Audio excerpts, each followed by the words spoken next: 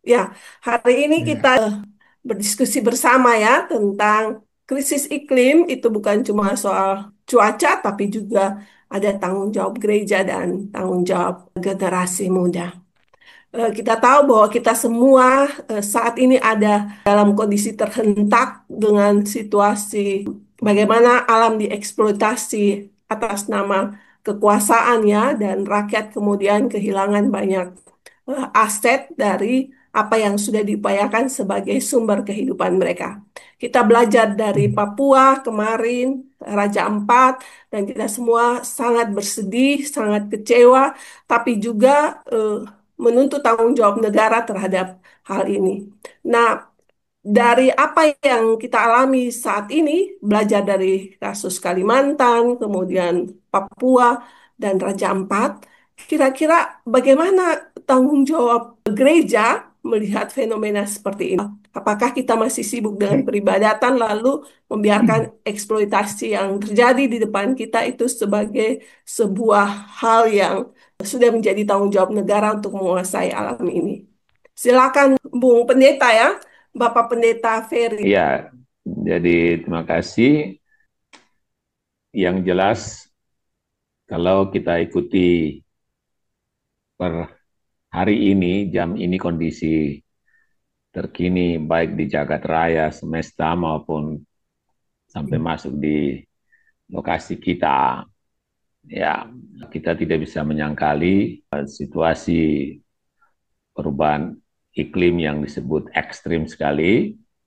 Apa yang di Eropa sendiri, khususnya di Spanyol, kita tahu suhu sudah melampaui 46 derajat Celcius ya, dan saudara-saudara kita di kawasan PNG dan sekitarnya, kita ikuti pemberitaan Vanuatu, mereka sudah minta untuk kalau bisa dapat visa untuk segera mengungsi ke Australia dulu karena begitu dahsyatnya. Jadi sesuatu yang terjadi di semesta kita ini, bumi yang satu ini memang sungguh berdampak ya, walaupun di belahan lain justru mungkin ada sesuatu yang terbalik ya, curah hujan yang cukup tinggi ya di beberapa tempat, dan itu gambaran dari apa yang namanya anomali iklim cuaca yang begitu ekstrim, bahkan dalam hitungan-hitungan kearifan lokal. Kalau kami misalnya dulu di Maluku, itu orang-orang punya kearifan lokal untuk memperkirakan cuaca dengan pendekatan kearifan lokal. Itu ada yang nanaku alam, orang bisa istilahnya tanuar, itu artinya membaca tanda-tanda alam. Sekarang udah kacau, sudah tidak bisa lagi. Ya, istilahnya tanuar sukaco, orang tua-tua kita punya kearifan lokal sudah bingung sekali membaca perubahan iklim yang amat dahsyat ini. Pada sisi yang lain, bahwa yang kita lihat di depan mata bukan hanya Raja Ampat ya, di berbagai tempat yang lain. Kalau kami misalnya di Maluku sendiri, ya, yang sangat viral dulu sempat itu nyaris pergantian dari satu kepemimpinan di arah Polda Maluku dari satu ke Kapolda yang lain. Kita harus akui sulit sekali untuk yang namanya menutup eksploitasi tambang emas di Gunung Botak, di Pulau Buru, sampai sudah begitu banyak korban berjatuhan, bahkan sebutlah misalnya pencemaran lautan, air oleh akibat merkuri itu, dan itu mencemarkan biota laut maupun sungai, perairan semuanya. Itu sungguh mengerikan sekali, sulit sekali ditutup, dan per hari ini pun saya tidak tahu apakah itu sudah sungguh-sungguh ditutup atau memang masih tetap dieksploitir.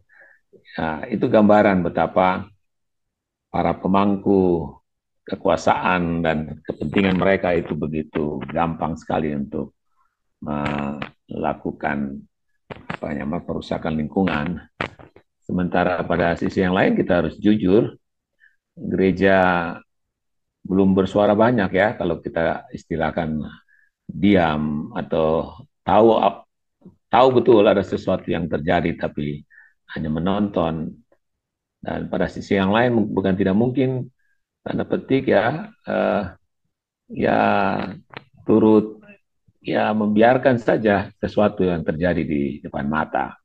Dan apakah itu juga uh, fenomena itu ada di balik campak? Ya saya belum memiliki data yang terkait dengan gereja di sana kan. Ya, yang penting bahwa kalau kita katakan gereja, saya berharap kita jangan membaca kata tersebut dalam pengertian institusional semata, gereja dalam pengertian sebuah lembaga, tapi gereja dalam kaitannya dengan sesuatu yang fungsional, warga gereja sendiri, ya, kita harus akui belum banyak hal yang dilakukan. Kalaupun warga gereja bersikap itu dalam kaitan dengan katakanlah posisi keterlibatan mereka, aktivitas mereka dalam organisasi penyelamatan lingkungan atau yang bersikap secara kritis terhadap apa yang terjadi dengan kehancuran-kehancuran lingkungan akibat juga perubahan iklim yang ekstrim. Itu mungkin catatan awal saya, tapi kiranya percakapan ini bukan hanya melahirkan tanggapan-tanggapan kritis, tapi sekaligus ada mungkin pemikiran solutif. Demikian sementara Kak Ningsi. Terima kasih Bapak Pendeta Ferry bahwa memang alam berubah ya dan tanda-tandanya juga mulai berubah. Adaptasi ini juga penting, tapi pada saat yang sama warga gereja juga dituntut untuk belajar beradaptasi ya dan memberi tindakan-tindakan yang nyata untuk membantu dalam proses adaptasi iklim ini. Bang Pendeta Ferry, sebenarnya apa yang membuat kita kesulitan membangun sebuah gaya hidup yang lebih ekospiritualitas tadi ya, dan bagaimana spiritualitas itu bisa kita bangun bersama orang muda di gereja? Saya tetap meyakini bahwa kekuatan peradaban yang dilandasi oleh apa yang namanya karakter, kebiasaan dari komunitas dan komunitas itu berpangkal pada individu, itu menjadi hal yang harus menjadi concern kita, harus menjadi sebuah panggilan kita. Saya kira kita semuanya sudah terbiasa melihat bagaimana supporter Jepang itu bukan hanya di negara mereka, tapi di apalagi negara luar, termasuk di GBK kemarin misalnya, ketika pertandingan selesai dan mereka secara sukarela memungut sampah, ya, membersihkan. Nah, itu sebetulnya sebuah tamparan ya untuk kita. Dan apa yang diwujudkan oleh masyarakat Jepang itu sudah menjadi karakter dari bangsa itu, sesuatu yang mendarah daging, dan mungkin di situ kita harus belajar. Kalau kita bicara tentang menumbuh kembangkan sebuah spiritualitas yang peduli lingkungan dan bertanggung jawab, kita harus mulai dari individual yang memiliki kesadaran yang kuat, kebiasaan positif, yang punya orientasi kepada bagaimana peduli atau care terhadap lingkungan, tetapi sekaligus budaya malu gitu ya. Budaya tanggung jawab dengan budaya malu itu penting sekali. Dan hemat saya, ya gereja harus menjadi pelopor, menjadi teladan.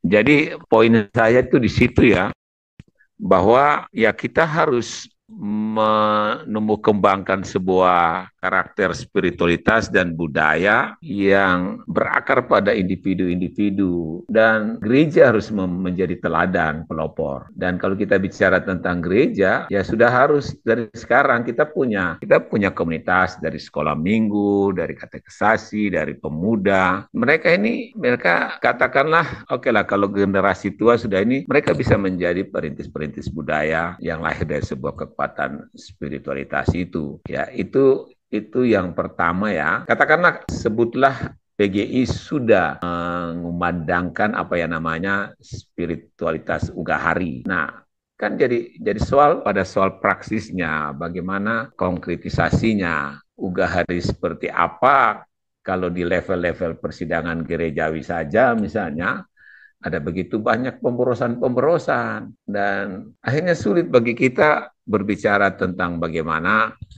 kita menata kelola lingkungan secara baik, alam ini, sementara agenda-agenda gerejawi yang dengan segala macam itu kan bukan tidak mungkin menggunakan alam secara berlebihan, dan kita sendiri semuanya bisa menyaksikan berapa banyak hanya untuk agenda-agenda persidangan gerejawi, 100 juta bahkan mungkin miliar anggaran dikeluarkan hanya untuk soal-soal apa administratif, konsumtif, ya. Tapi dalam kaitannya dengan bagaimana sikap konkret terhadap problematika ekologis, nyaris sangat minim sekali gitu. Jadi sekali lagi topik ini sebetulnya sebuah otokritik terhadap kita semuanya. Oke, daripada kita mau melempar salah dari pimpinan gereja, oke kita mulailah gitu.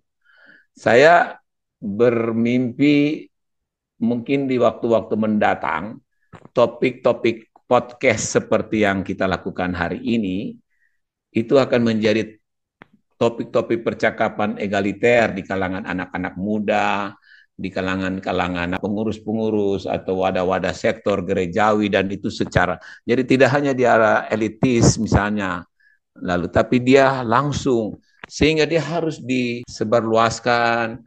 Paling tidak, kalau saya ini harus ada kegelisahan gitu, ya, kesadaran yang apa, ibarat sesuatu apa ya, kita ibarat orang tenggelam gitu, dan air sudah melewati kita punya hidung pernafasan, dan kita sudah megap-megap. Ini harus mungkin sampai di situ kita harus sadar, baru kita, oh iya betul, kita kalau tidak bertindak sekarang kita mati gitu.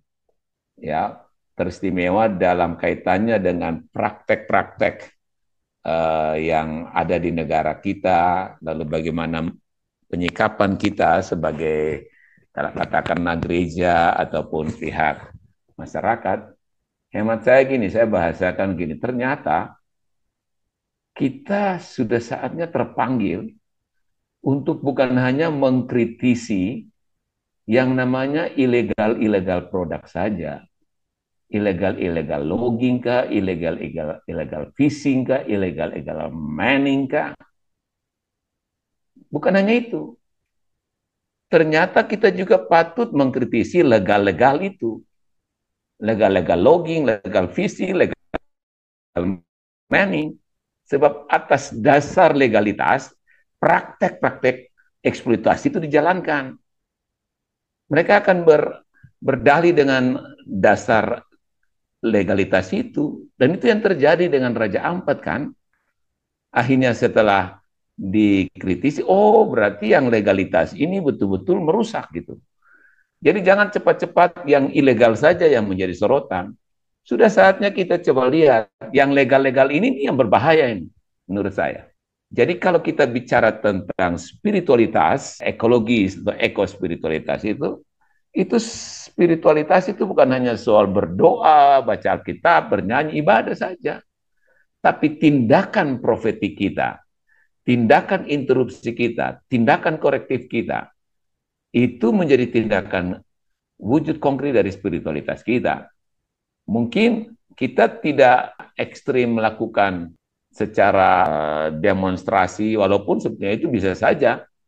Kita juga bertanya, kapankah gereja juga ya ikut peradaban yang inilah dengan tertib, tapi melakukan bukan saja pada saat gereja ditutup, ada intoleransi baru kita bergerak, tapi lingkungan-lingkungan yang rusak itu kita melakukan aksi, itu dia spiritualitas gitu. Kalau enggak, kita terjebak cuma pada ranah-ranah kerohanian. Ketika kita punya kenyamanan, kekristenan atau agama itu terganggu, baru kita bergerak. Tapi kalau lingkungan itu rusak dan secara tidak langsung merusak kita cuek aja, kita akan lempar, itu urusan negara, itu urusan perusahaan dan seterusnya. Padahal topik kita malam ini sudah mengisyaratkan bahwa ini tanggung jawab kita, ini panggilan kita.